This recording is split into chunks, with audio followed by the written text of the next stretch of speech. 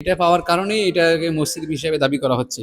এর আগ পর্যন্ত, এটা পাওয়ার আগ মুহূর্ত পর্যন্ত কেউ গির্জা বলতো, কেউ মন্দির বলতো, বিভিন্ন জনের বিভিন্ন মন্তব্য ছিল। আসসালামু আলাইকুম। আমি এখন দাঁড়িয়ে আছি বাংলাদেশের লালমনিরহাট জেলায় 69 হিজরিতে নির্মিত একটি মসজিদের সন্ধান পাওয়া গেছে।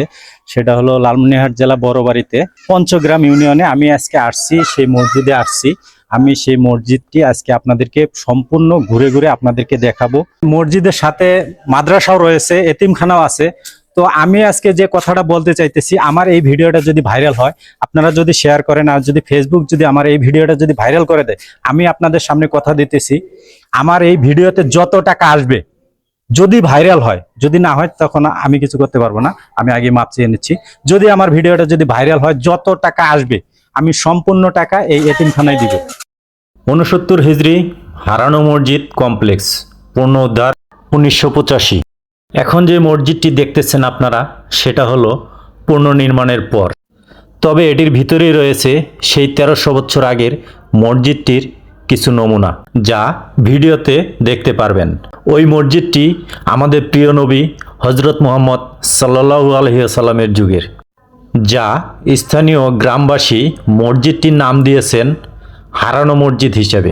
সাহাবী আবু ওয়াক্কাস রাদিয়াল্লাহু তাআলা আনহু বাংলায় ইসলাম প্রচারের জন্য এসে এই মসজিদটি তৈরি করেন, যা ইসলামিক চিন্তাবিদগণ ধারণা করেছেন। তাদের ধারণার প্রমাণও রয়েছে। সাহাবা মসজিদকে কেন্দ্র করে প্রত্যন্ত এই গ্রামে গড়ে তোলা হবে মসজিদের সাথে নামের মিল রেখে আজ সাহাবা আধুনিক কমপ্লেক্স। মসজিদ চত্বরের পাশেই গড়ে তোলা হবে ইসলামিক লাইব্রেরি, যা দেশের সবচেয়ে বড় একটি ইসলামিক সেন্টার বা লাইব্রেরি হিসাবে পরিচিত পাবে। এই মসজিদটির সন্ধান লাভের কারণে লালমনিরহাটে ইসলাম ধর্ম প্রচারের ইতিহাস অনেক পুরনো বলে প্রতিষ্ঠিত। এখানে হজরত আছেন। আমার নাম তাওহিদুল ইসলাম। আমি মসজিদের পেশ ইমাম সাহেব এবং সাথে মাদ্রাসা আছে, মাদ্রাসার দায়িত্বেও আছি, আরও পরিচালক আছে। এই মসজিদ 69 হিজরির মধ্যে নির্মিত। এটা সম্বন্ধে এটা হলো এখান থেকে ওইখান পর্যন্ত 50 ইঞ্চি ওয়াল।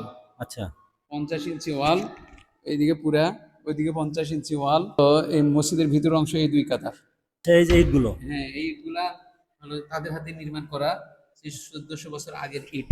1400 বছর আগের ইট। 1400 বছর আগের ইট। আর এটাই ছিল মসজিদের দরজা। আচ্ছা, এটা মূলত এটা দরজা ছিল না? এটা দরজা ছিল। ধ্বংসবাসের ইটগুলা বেছে বেছে এখানে আমরা রেখে দিছি।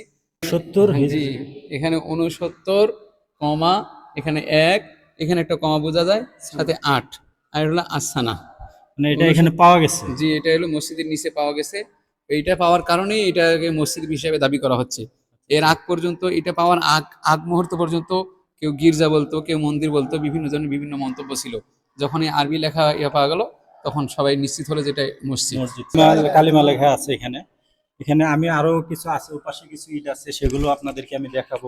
যখন এই মসজিদটি আবার পুনর্নির্মাণ করা হয়, তখন ইটগুলো এখানে সংরক্ষণ করা হচ্ছে। চারদিক দিয়ে সবুজে ঘেরা মসজিদটি রয়েছে, দেখতে অনেকটাই সুন্দর লাগে, অনেক ভালো লাগে।